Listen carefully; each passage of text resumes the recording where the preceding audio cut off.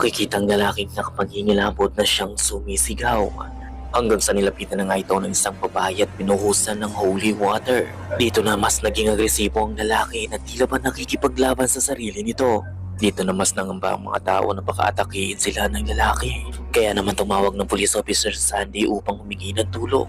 Sa una hindi ito naniwala sa kanya pero nang ipakita niya ang video ay sumama rin ang police officer sa kanya at tumawag mismo ng priest.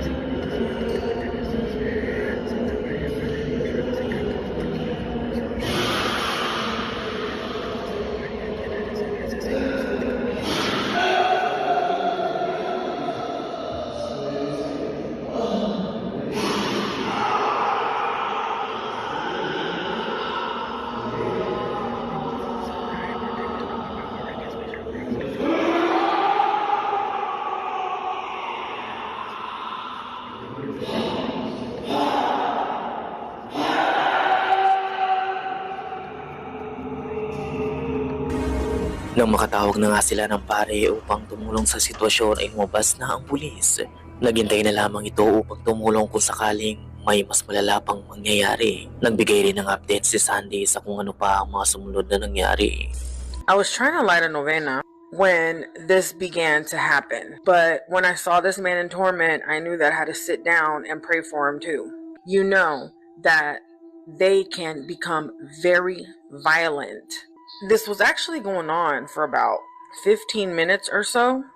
So I ended up leaving to go to the office so that they can get the priest to come, but the office was closed. At our church, there's a school that's attached, and there just so happened to be a teacher there. And I started to tell him like, "Hey, the footage," and that's when they were like, "Whoa!" So back I went. Oh my god.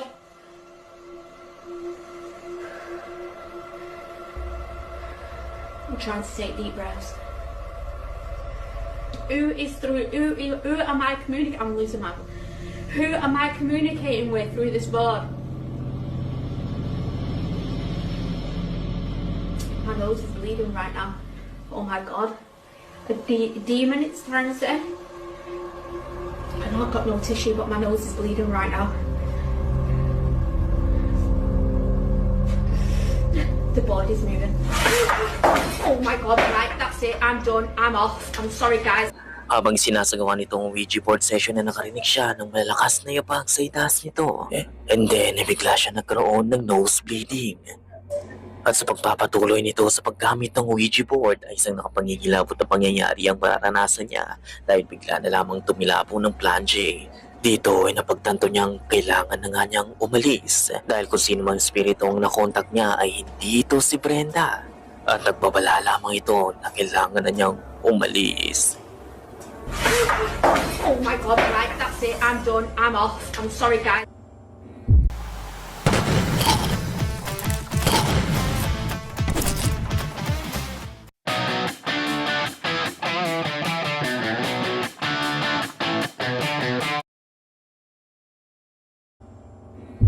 Japan's Dark Tunnel. Ang lalaking ito ay pumasok sa isang dark abandoned tunnel somewhere in Japan.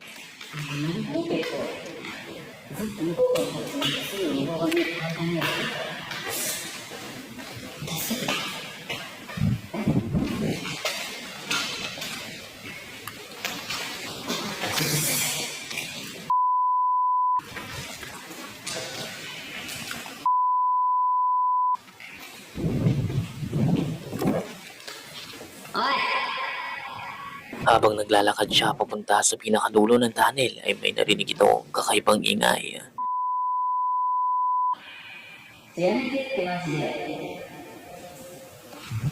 Labis siya nagtataka dahil mag-isa lamang siya at napakadilim ng paligid.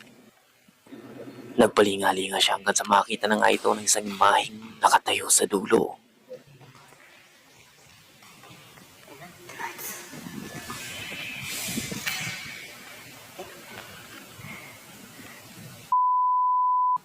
Hindi niya ito maninag ng maayos dahil sa nakakasilaw na sinag na nagmumula sa labas ng tunnel.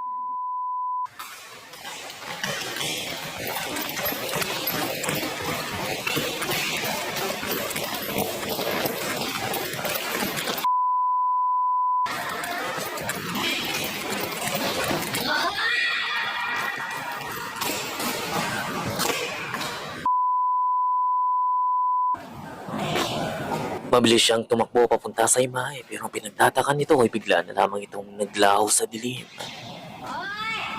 Hanggang sa ito na nga ang mangyari.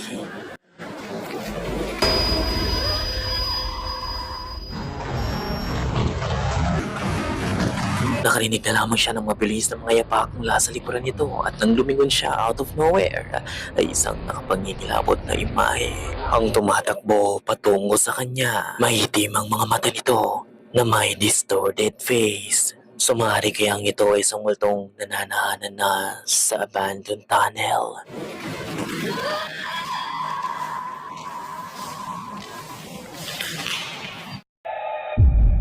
Grandma.